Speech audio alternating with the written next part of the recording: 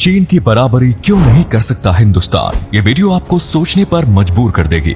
भारत और चीन दोनों का अविश्वसनीय रूप से लंबा और दिलचस्प इतिहास है। 1947 में भारत स्वतंत्र हुआ और 1949 में कम्युनिस्ट पीपल्स लिबरेशन आर्मी के गृह युद्ध में जीत के बाद चीन पीपल्स रिपब्लिक बन गया। उस समय दोनों देश गंभीर रूप से दरिद्र थे, कम से कम उस साम्राज्यवादी शोषण के कारण नहीं जो उन्होंने सदियों से झेला। 1980 के दशक तक चीन की अर्थव्यवस्था राज्य नियंत्रित थी, भारत के विपरीत जो राज्य के नेतृत्व वाली और मिश्रित थी, जिसमें निजी क्षेत्र का व्यवसाय बाजारों पर काफी स्वतंत्रता के साथ काम कर रहा था। चीन और भारत दुनिया के दो सबसे अधिक आबादी वाले देश हैं, जिसमें चीन लगभग 1.44 बिलियन लोगों का घर है और भारत 2021 में 1.39 बिलियन है। विश्व बैंक के अनुसार चीन की वास्तविक जीडीपी 11.5 ट्रिलियन अमेरिकी डॉलर और 2019 में भारत की 2.9 ट्रिलियन अमेरिकी डॉलर थी। इसलिए चीन की वास्तविक जीडीपी 2019 में भारत की तुलना में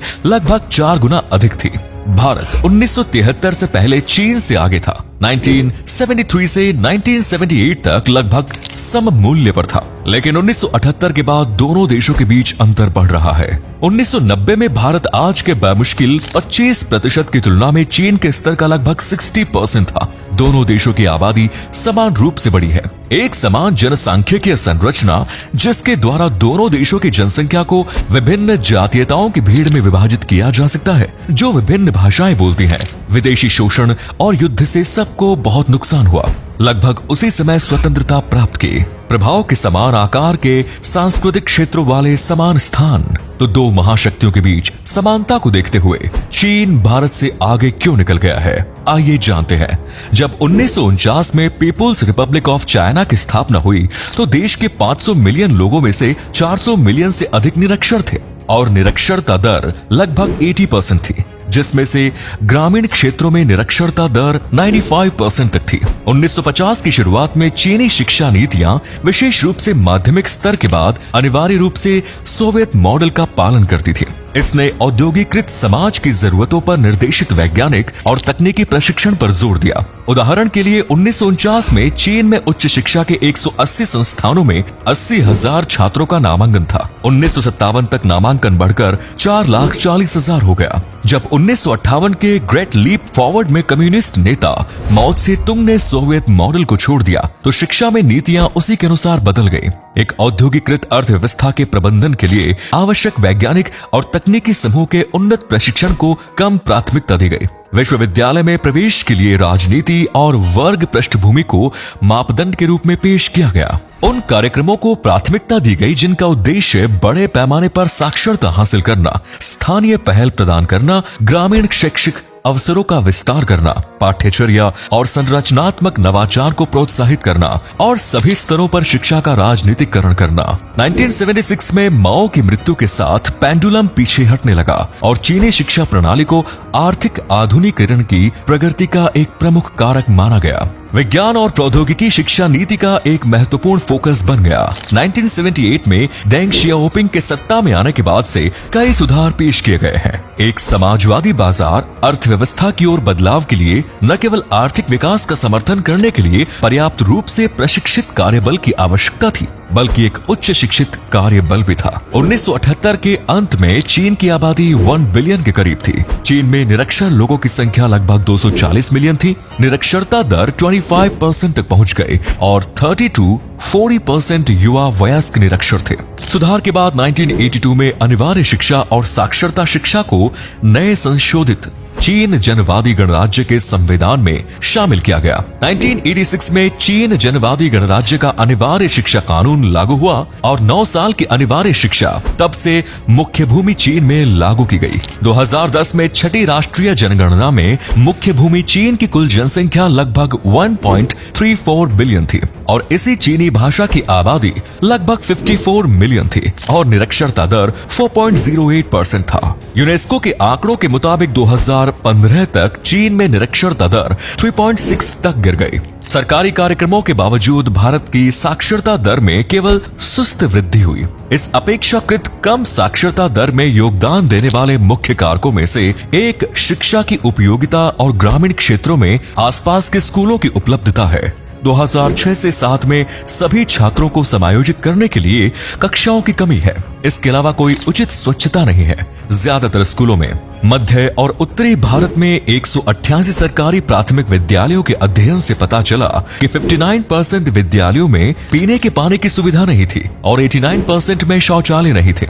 6 लाख गांवों और तेजी से बढ़ती शहरी झुग्गी बस्तियों में मुफ्त और अनिवार्य शिक्षा बुनियादी साक्षरता निर्देश है, जो बमुश्किल योग्य पैरा शिक्षकों द्वारा दिया जाता है। पूरे भारत के लिए औसत शिष्य शिक्षक अनुपात 42:1 है, जो शिक्षक की कमी को दर्शाता है। इस तरह की अपर्याप्तता के परिणाम स्वरूप एक गैर मानकीकृत स्कूल प्रणाली होती है, जहां साक्षरता दर भिन्न हो सकती है। आइए जानते हैं शिक्षा के लिए आवंटित व्यय के क्षेत्र। इसके अलावा शिक्षा के लिए आवंटित व्यय 1951 से 2002 तक सकल घरेलू उत्पाद के 4.3% से अधिक नहीं था। ये भारत में साक्षरता की समस्या को और जटिल करता है। गंभीर जाति असमानताएं भी मौजूद हैं। निचली जातियों के भेदभाव के परिणाम स्वरूप उच्च ड्रॉप आउट दर और कम नामांकन दर हुई है। निरक्षर महिलाओं का बड़ा अनुपात भारत में कम साक्षरता दर का एक और कारण है। यूनेस्को के आंकड़ों के अनुसार 2015 तक भारत में वयस्कों के लिए साक्षरता दर 81% थी और युवाओं के लिए 92%। 2008 में चीनी कम्युनिस्ट पार्टी ने विदेशों से शीर्ष वैज्ञानिकों और इंजीनियरों को आकर्षित करने के लिए 1000 प्रतिभा योजना विकसित की। ये योजना प्रतिभाओं को उनके शोध का व्यावसायीकरण करने के लिए वित्त पोषण और सहायता प्रदान करती है और बदले में चीनी सरकार को उनकी प्रौद्योगिकियों तक पहुंच प्राप्त होती है।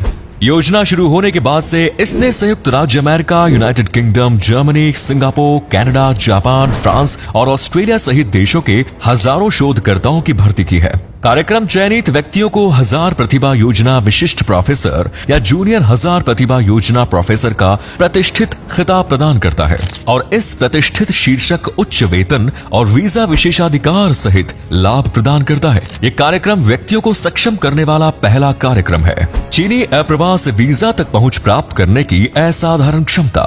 ये चयनित व्यक्तियों को 1 मिलियन RMB का एक बार का बोनस, अनुसंधान और शैक्षणिक आदान प्रदान के लिए पर्याप्त संसाधन और आवास और परिवहन लागत के साथ सहायता प्रदान करता है। 1000 प्रतिभा विद्वान उच्च के लिए प्राप्त है। सरकारी वित्त पोषण के स्तर इन कार्यक्रमों के 2008 और 2016 के बीच लगभग 60,000 पेशेवरों को आकर्षित किया। चीन का प्रौद्योगिकी विकास और बौद्धिक संपदा पोर्टफोलियो 2008 में योजना के लॉन्च के बाद से आसमान छू गया है। अंतर्राष्ट्रीय पेटेंट, जबकि भारत में शैक्षिक संस्थाओं में 50% से 69% सीटें हैं, समुदाय और जाति के आधार पर सम्मानित किया गया। भारत में केवल लगभग 0.7% छात्र सहायता योग्यता पर आधारित है। जाति एक भारतीय के आर्थिक जीवन के हर चरण में एक भूमिका निभाती है। उसकी जाति ये निर्धारित करेगी कि वो किस प्रकार के स्कूल में पढ़ सकता है, उसके शिक्षकों द्वारा उसके साथ कैसा व्यवहार किया जाता है और उसके सहपाठियों के साथ उसकी बातचीत कैसे होती है। युवा वयस्कता में उसकी जाति ये निर्धारित करेगी कि उसे उच्च शिक्षा में सकारात्मक कार्यवाही और सरकारी नौकरियों तक पहुंच से लाभ मिलता है या नहीं। उनके कामकाजी जीवन के दौरान उनकी जाति ये निर्धारित करेगी कि संभावित नियोक्ताओं द्वारा उनका मूल्यांकन कैसे किया जाता है, जबकि समानांतर में उनकी जाति के आसपास संगठित नेटवर्क उन्हें नई नौकरियां खोजने में मदद करते हैं। ओवरलैपिंग जाति आधारित नेटवर्क उसे क्रेडिट प्रदान करेगा। अगर वो उद्यमी प्रतिभा से संपन्न है तो उसे व्यवसाय शुरू करने में मदद करेगा और उसे बुढ़ापे में आय के झटके और प्रमुख आकस्मिकताओं के खिलाफ बीमा प्रदान करेगा। लगभग 90% विदेशी चीनी छात्र विदेश में अध्ययन करने के बाद स्वदेश लौटते हैं। अब अधिक चीनी छात्र लौट रहे हैं क्योंकि चीन में जीवन बेहतर है। जब तक चीजें अपने देश में वापस नहीं दिखती, तब तक विदेश में रहने वाले भारतीय छात्रों को स्पष्ट रूप से अपना बैग पैक करने की कोई जल्दी नहीं है, क्योंकि विदेशों में जीवन बेहतर है। भारतीय स्मार्ट, इनोवेटिव और इंसाइटफुल है। आइए जानते हैं। बहुत सारी वैश्विक बहुराष्ट्रीय कंपनियों में भारतीय CEO है। दुर्भाग्य से ये प्रतिभाएं भारत में योगदान नहीं दे रही हैं। 1978 में डेंग शियाओपिंग ने कम्युनिस्ट पार्टी का नियंत्रण अपने हाथ में लिया और आधुनिक चीन का निर्माण शुरू किया। उन्होंने निष्कर्ष निकाला कि केंद्रीय नियोजित अर्थव्यवस्था का माओवादी संस्करण कुशल आर्थिक विकास का उत्पादन करने में विफल रहा है और इसने चीन को न केवल पश्चिम के औद्योगिक देशों बल्कि एशिया की नई औद्योगिक शक्तियों जापान, दक्षिण कोरिया से भी पीछे छोड़ दिया है।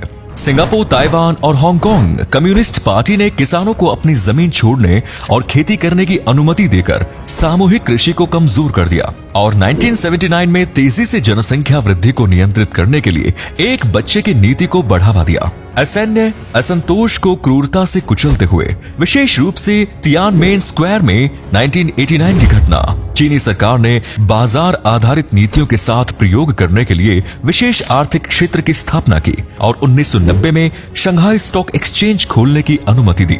अगले दशक में चीन ने युआन की अधिक परिवर्तनीयता की अनुमति देने के लिए भी कदम उठाए, देश को कहीं अधिक व्यापार के लिए खोल दिया। मध्य साम्राज्य ने अपने वित्तीय क्षेत्र को मजबूत करने के लिए 1998 में $500 बिलियन का बैंक बेलआउट शुरू किया और अंत में 2001 में विश्व व्यापार संगठन में शामिल हो गया। परिणाम स्वरूप देश विदेशी निवेश के लिए खुल गया और घरेलू आर्थिक उदारीकरण शुरू हुआ, जिससे निजी उद्यम को और मजबूती मिली। 2006 तक निजी अर्थव्यवस्था ने अंततः सकल घरेलू उत्पाद के अपने हिस्से में सार्वजनिक अर्थव्यवस्था को ग्रहण कर लिया। इसके विपरीत भारतीय आर्थिक सुधार केवल 1991 में शुरू हुआ।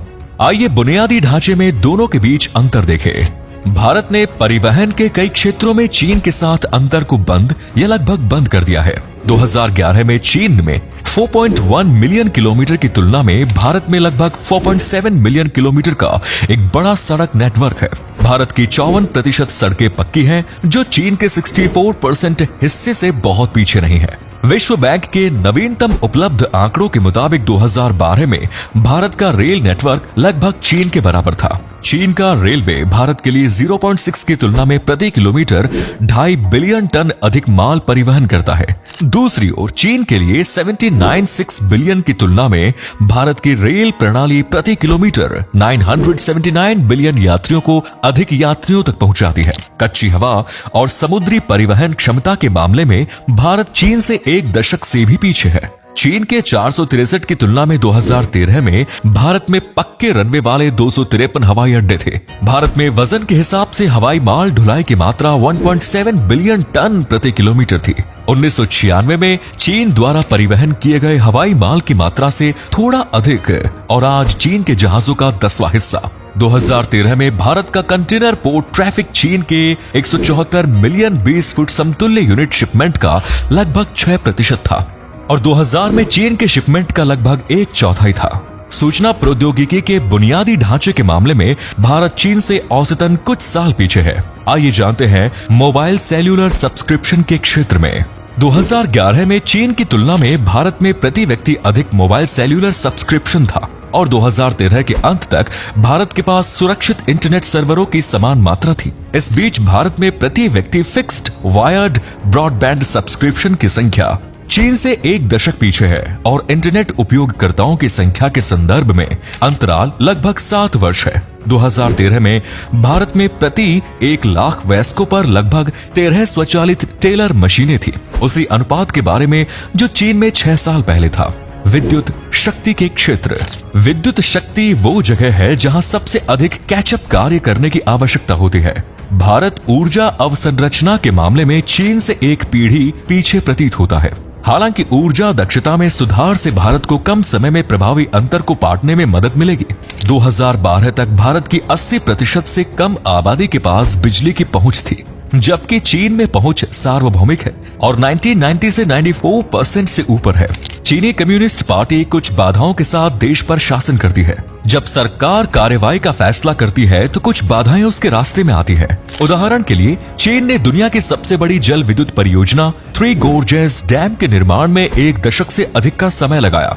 बड़े पैमाने पर उपक्रम ने 1.2 मिलियन से अधिक लोगों को विस्थापित किया और 13 शहरों, 140 कस्बों और 1350 गांवों में बाढ़ आ गई। बांध। इसकी भारी सामाजिक और पर्यावरणीय लागत के बावजूद चीन को स्वच्छ ऊर्जा का स्रोत प्रदान करता है और हजारों नौकरियों को चीनी इंटीरियर में लाता है। जब इस तरह के पैमाने में तेजी से विकास की बात आती है तो एक अधिनायकवादी राजनीतिक व्यवस्था एक निश्चित लाभ है। भारत एक लोकतंत्र है। इसमें कई विधानसभाओं के साथ क्षेत्रीय संसद और एक संघीय संसद है। ये प्रणाली सर्वसमावेशी है, लेकिन विकास के लिए एक दुःस्वप्न है। निर्णय लेने में दशकों लग सकते हैं। उदाहरण के लिए भारतीय संसद को कर सुधार विधेयक पारित करने में 16 साल लग गए। यांगजी नदी पर बांध बनाने जैसी परियोजना भारत में नहीं हो सकती थी। सभी स्तरों पर भ्रष्टाचार से त्रस्त विभाजित राजनीतिक परिदृश्य परियोजना को शुरू करने से पहले ही खत्म कर देगा। देखने के लिए धन्यवाद। अगर आपको मेरा वीडियो अच्छा लगा तो प्लीज मेरे चैनल को सब्सक्राइब कीजिए।